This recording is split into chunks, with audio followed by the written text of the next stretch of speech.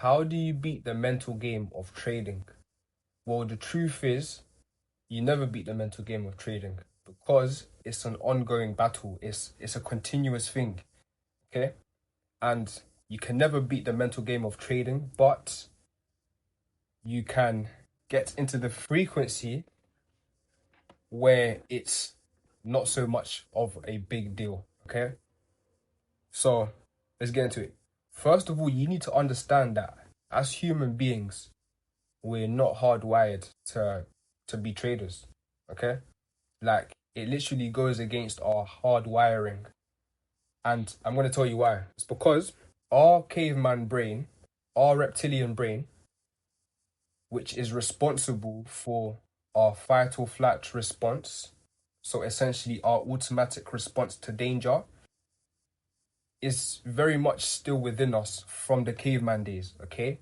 So the cavemen needed this mental function to be able to essentially protect themselves from death, to protect themselves from dying from maybe let's say like a saber-toothed tiger or something, okay?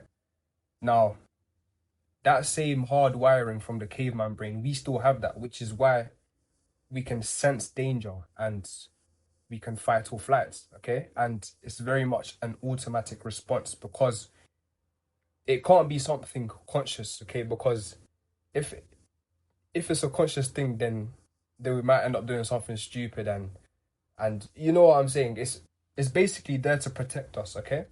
So I say that to say that modern society today is not the same as how it used to be. So we're not necessarily going to encounter saber-toothed tigers walking around, but there is dangerous people that walk around. And when it comes to trading, you have to realize that you're risking your hard-earned money, okay?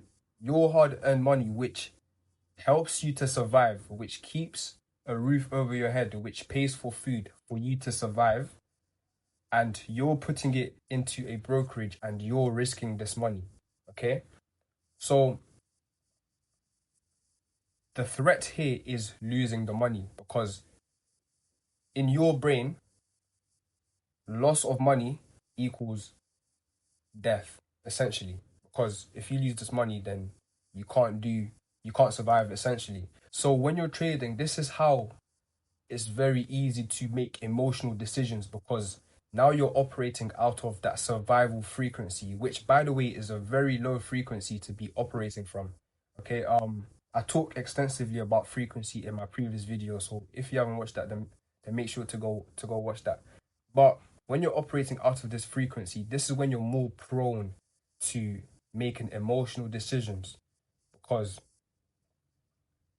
you're basically fighting your instincts of survival in order for you to make money. Okay, so it's like two people inside of you fighting. Like you're doing it for one reason, but the survival aspect of you is trying to keep you safe and doesn't want you to die.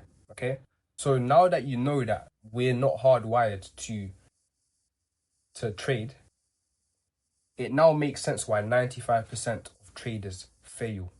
Okay, and only 5% make it out.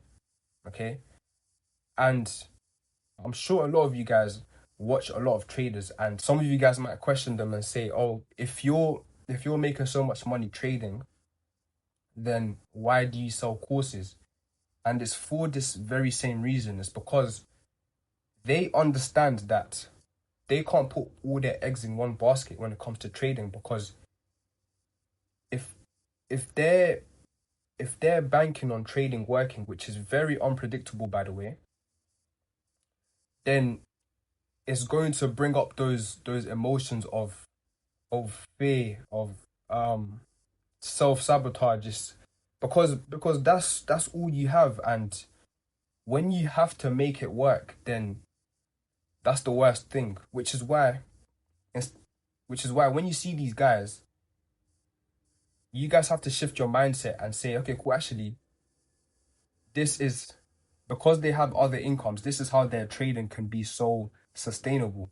Okay, so look at it as this is actually benefiting their trading. And ideally, they're on the frequency which you want to operate from anyway. So you have to look at it from a standpoint of, if I want to be in that frequency of a profitable trader, then what actions are they taking? What are they doing which I can incorporate? Okay? And so that leads me on to my next point. You have to find something outside of trading which you can put your energy in. Okay? Because in another video, I also mentioned about placing importance on trading and how that's detrimental. Okay? So the lower you can put trading as your priority, given that you've already spent the hours back testing and you already have a strategy, the lower you can put trading as a priority and just something that you have to get done in the day, like, okay, cool, I need to trade London session, New York session, that's it, or also back test, and that's it, then the better you get at trading, you'll start seeing results in your trading.